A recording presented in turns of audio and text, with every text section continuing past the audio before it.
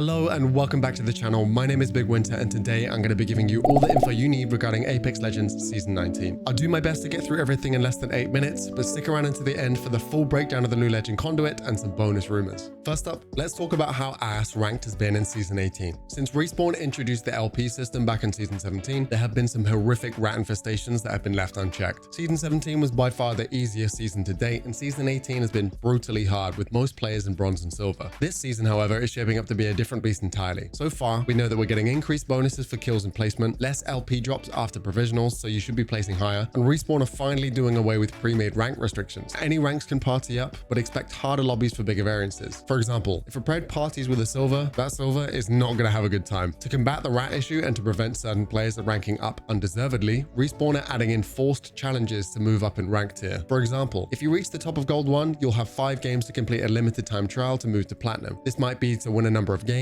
get a certain amount of kills or damage, etc. This way, it will be impossible to rat your way up divisions. Repeat failures will land you additional attempts up to a maximum of 10 games to complete your challenge. There is currently a similar system in Destiny, and I know it's pretty widely hated there, but I honestly think this could be a good change. No longer will people be able to simply coast up the ranks, we'll have to take fights and work for it. What do you think about this change? Good? Bad? Only time will tell. Next, let's touch on the map changes. Some of you will be sad to hear this, but Storm Point will be returning to the map all this season. Respawn has been hinting at changes to the map for the last season or two, but it's finally been confirmed that we'll be getting a massive overhaul to Storm Point. There will be a total of 6 new or reworked POIs in the map, and you'll be happy to hear that the Prowlers have fled the map entirely. These new POIs are Watson's Pylon, the Zeus and Ceto stations, Echo HQ, Coastal Camp, and Devastated Coast. The Forbidden Zone, aka the Dog Park, has also been reworked entirely. Whilst I think it's fair to say nobody has really missed Storm Point this season, I'm actually super optimistic. From the info we have, there are a ton more drop spots with more loot on a smaller map with far more options for rotations, which all sound like really welcome reworks. What do you guys think about these changes? And what has been the best map this season? Next, we actually have some hugely awaited news. Cross progression is finally here. With Season 19, we will see the deployment of cross progression across all systems. Again, feel free to read the entire blog post at your own pace, but to summarize, all accounts across platforms using the same EA account will be mandatorily merged under one main account, the account with the highest level, to be shared going forwards. Any cosmetics, levels, XP, and currency will be shared, with the exception of anything bought through the Nintendo store or if anything was received as a platform exclusive. Statistics will not be merged, and as such, some trackers that are merged into the main account might not be fully accurate. Personally, I've only ever played on PC, but I know this is going to make a lot of people very, very happy and is going to allow for a lot more fluidity from players in choosing their platform and who to play with. Next, we're talking about Post Malone. No, but seriously, as some of you may have heard, we're getting an Apex Post Malone crossover event starting on the 7th of November as the first scheduled event of the season, with many more events to come. This is actually super wholesome, as if you didn't know, Post Malone is actually a massive fanboy of the game and even streams on his Twitch channel from time to time. Speaking of Twitch, if you'd like to come and chat about the new season and see some Conduit gameplay, drop me a follow and join me live. I stream every Tuesday, Thursday, and Saturday, and every other Wednesday. Link is in the description. Speaking of Conduit, let's touch on what we've had confirmed so far from those with early access to her. This week, we've had both her backstory and her abilities confirmed as per the story from the Outlands, the Ignite gameplay trailer posted on the official Apex Legends YouTube channel, as well as videos from independent creators. She is a young woman of Filipino descent who gained her abilities after interacting with an unstable Titan battery left behind by the Monarch Titan who saved her family during the Frontier War. We also know the Titan powering her is also poisoning her, so I'm excited to see where Respawn run with this and any possible relationships with Lifeline. She is joining the support class and her abilities are as follows. Her passive, Save Your Speed, allows her to get a speed boost towards her teammates if they are out of her tactical range. There will be a UI element on screen indicating when you can activate this, which will allow for some high-skilled movement plays with control over when you activate her boost. Her tactical, Radiant Transfer, allows her to provide temporary shield to herself and her allies even through walls. UI elements on screen will display your teammates' shield levels so you know who to send the temporary shields to. Her ultimate, Energy Barricade, is a set of 7 Titan batteries that acts much like a big-ass Watson fence. If in range, it will both damage enemies for 10 damage per tick, and it will also stun enemies. When in plenty of space, these batteries spread out for a wide line, but when enclosed, they stack up, and so does the damage per tick. As someone who frequently plays support, I'm actually really hyped for Conduit. Her tactical reminds me of active support gameplay, much like Ana or Brigitte from Overwatch, and I'm excited to see how she fits into the meta. Before we finish up, let's touch on some buffs and nerfs this season. This is going to be a speed run, so feel free to pause. The L-Star is back to the floor loot, and the Wingman is in the care package with a boosted loader and a new Skull Piercer Elite hop-up, which ignores helmets. 50 damage to the body and 95 to the head. Hemlock is getting a slight damage nerf, and the R301 and Volt are back in the crafter. No more Digi in the crafter, and the boosted loader has been completely shelved. The 3030 is getting a hipfire nerf, and the sniper projectiles are all getting a size buff. Bowcheck and Charge Rifle have faster pull times, and the Bowcheck Scatter has had had a buff. Bangalore and Catalyst are getting some nerfs. The Bangalore passive, smoke, and ultimate slow are all getting reductions in duration. Catalyst is getting 1 less door to barricade, only 2 tacticals, and they no longer block bullets and you can't fire them as far. Her ultimate also doesn't last quite as long. Newcastle is getting a buff to his ult range and his mobility immediately after wall deployment. Wraith's passive is getting faster and more reliable. Vantage is getting 1 more bullet in her ult, and Rev's ultimate extension is down to 3 seconds per kill instead of 30. Finally, in the patch notes, some massive news. Respawning players brings them back with their armor, their weapons without attachments, with the exception of care package weapons, meds, and 2 stacks of ammo. No longer are we dropping back in with nothing but a white Evo and a dream. I really didn't see this coming, but this will be a game changer, especially in the comp scene. So make sure you secure your squad wipes this season. And lastly, as promised, the bonus rumors changes. Whilst not confirmed, do not be surprised if we get some complete overhauls to legend abilities this season, much like we did to Revenant. The most likely in the crosshairs for a rework is Lifeline. The rumored changes are that she'll get multiple uses of her drone at one time and then will follow the target that they're healing. Plus, apparently, she'll be getting some kind of reverse horizon ult that will push enemy teams away instead of pulling them in. If true, this would be a really welcome change. Where my Lifeline mains at? What other legends would you love to see some changes on? I'd love to hear your thoughts in the comments below. And big news if true, there are rumors of a free universal heirloom that will get as a reward for completing either challenges or some kind of PvE content. We've not had any true PvE content in the game since the Broken Ghost quest back in season 5, so if we're getting this and an heirloom as a reward, I think it will make a lot of long-time players super happy. But let me know your thoughts on this possible free heirloom. Does it cheapen heirlooms in any way, or would this be a welcome change? Like and sub if you enjoyed. Check out these other videos on screen, and I'll see you in game.